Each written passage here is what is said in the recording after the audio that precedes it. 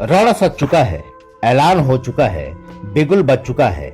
4 राज्यों और एक केंद्र शासित प्रदेश में अब आचार संहिता लागू हो गई है। अब ना लोक लुभावन घोषणाएं होगी और जुबान संभाल कर बोलना होगा, फूक फूक कर कदम रखना होगा। बयान बहादुरों को बेहद सावधानी बरतनी होगी, कहीं ऐसा न हो कि जुबान से निकले शब्द सारा खेल बिगाड़ दे। तमिलनाडु, केरल, पुडुचेरी, असम और पश्चिम बंगाल में कोई भी सरकारी घोषणाएं नहीं होंगी। अरब सागर से सटे तमिलनाडु, केरल और पुडुचेरी में एक फेज में वोटिंग होगी, जबकि बंगाल की खाड़ी से सटे राज्य असम में 3 चरण और बंगाल में 8 चरणों में महासंग्राम होगा।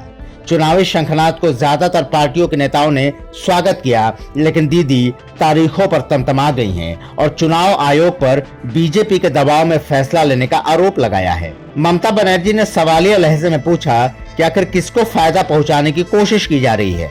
अपने सवाल के जरिए पश्चिम बंगाल के मुख्यमंत्री ने पीएम मोदी और गृह मंत्री अमित शाह को घेरने की कोशिश की है। जहां चुनाव है वो राज्य हो या केंद्र शासित प्रदेश बेहद अहम है, लेकिन इस बार सबसे ज्यादा चर्चा में है बंगलाबार। इस बार बंगाल में टीएमसी और बीजेपी में कांटे की टक्कर के आसार हैं, क्योंकि बंगाल में कमल खिलाने के लिए बीजेपी अपनी पूरी ताकत झोंक रही है, लेकिन दीदी भी बीजेपी की किलाबंदी की हर तोड़ निकालने में लगी है। सड़क से संघर्ष कर करीब 10 साल से सत्ता पर काबिज रहने वाली ममता बनर्जी एक एक समीकरण पर ध्यान दे रही हैं। आइए आपको बताते हैं वो फैक्टर्स जिनके जरिए दीदी फिर से सत्ता की कुर्सी पर पहुंचने की कोशिश कर रही हैं। पहला मुद्दा है बंगाली बनाम बाहरी।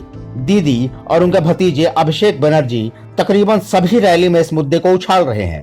बंगाली अस्मिता के जरिए बंगाल के लोगों को टीएमसी के पक्ष में एकजुट करने में लगे हुए हैं और इसका फायदा भी मिल रहा है। दीदी तो कई रैलियों में साफ साफ कह चुकी हैं कि बंगाल के चुनाव में गुजरात के लोगों का क्या काम। दीदी का इशारा पीएम मोदी और गृह मंत्री अमित शाह की तरफ था, यानी ममता बनर्जी बीजेपी के लोगों को बाहरी बताकर चुनावी माहौल को अपने पक्ष में करने में लगी हुई हैं।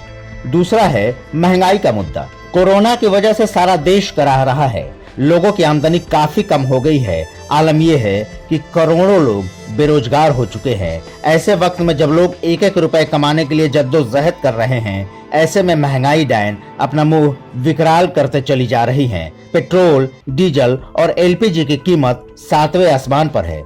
चुनावी मौसम है, लिहाजा दीदी ने बिना देर किए मुद्दे को लपक लिया और गुरुवार को इलेक्ट्रिक स्कूटी के जरिए अपने दफ्तर गई। मकसद साफ है, केंद्र पर निशाना।